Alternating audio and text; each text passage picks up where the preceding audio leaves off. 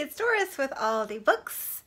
Please pardon the potentially awkward lighting.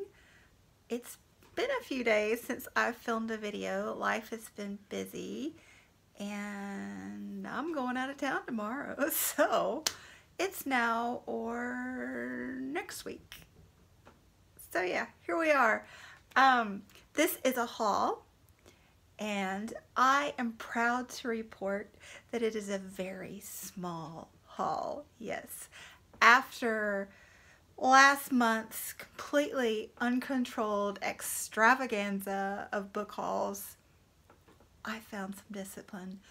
Or maybe it was just that I went back to work. That's probably it. But yes, I only have 6 books over here. Just 6. I can't say anything about next month, you know, who knows. But this month, it was only 6. Here we go. First up, I have Mansfield Park by Jane Austen. I am finally reading all the Austens. I'm reading them in publication order. So I have read Sense and Sensibility and Pride and Prejudice, and now Mansfield Park. And this will be the first one that I know next to nothing about. I mean, obviously it's a Jane Austen, but I haven't seen any movies or miniseries based on this, so I'm going in with a blank slate. Very excited about that. And then I'm reading my very first Barbara Pym. I knew nothing about Barbara Pym prior to BookTube, but she seems to be a BookTube darling amongst a certain set. The Mary Stewart girls would be among them, and Sean, the book maniac.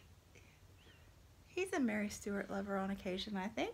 Anyway, I just remember seeing, I think it was Sean and Ange from Beyond the Pages, gushing about a Barbara Pym, No Fond Return of Love. And you know me and covers, this cover really appeals to me, the one they showed anyway.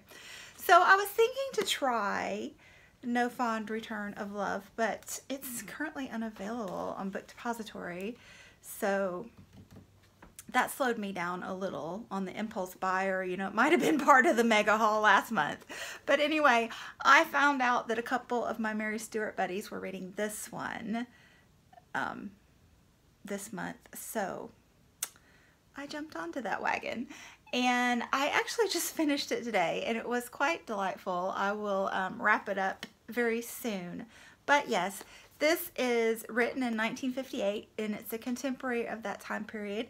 And it's just really a book about various relationships, you know, the interconnectedness of the people that we come in contact with. And yes, it was very enjoyable, but this isn't a wrap up.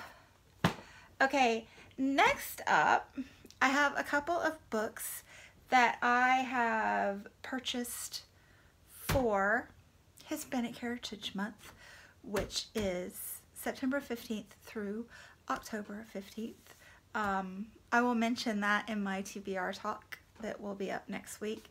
But anyway, these are a couple of books that I got for that. The first one is Next Year in Havana by Chanel Clayton. And this woman, the author, has written this book loosely based on memories, things that she's heard her parents talk about. Her parents, her grandparents were Cuban immigrants. So yes, very excited to read this. I believe it's a romance set in Cuba during the Revolution. And yes, I saw this on Bree Hill's channel, and it just seems quite captivating, and I think will be fun. And apparently it was a Reese's book club pick as well. And then I also got Daytripper by Fabio Moon and Gabriel Ba. Now, this isn't exactly a Hispanic heritage book, depending on how you want to look at it, as these twin brothers are Portuguese speakers from Brazil. But when I'm reading Hispanic Heritage Month next month, I'm just going to focus on my Spanish and Portuguese translated works, because I just have a little collection and I think it'll be fun to read all those together. So yes, this is a graphic novel written by the twins and illustrated by the twins. And I'm very curious how, you know, they divided up that workload, that creative load.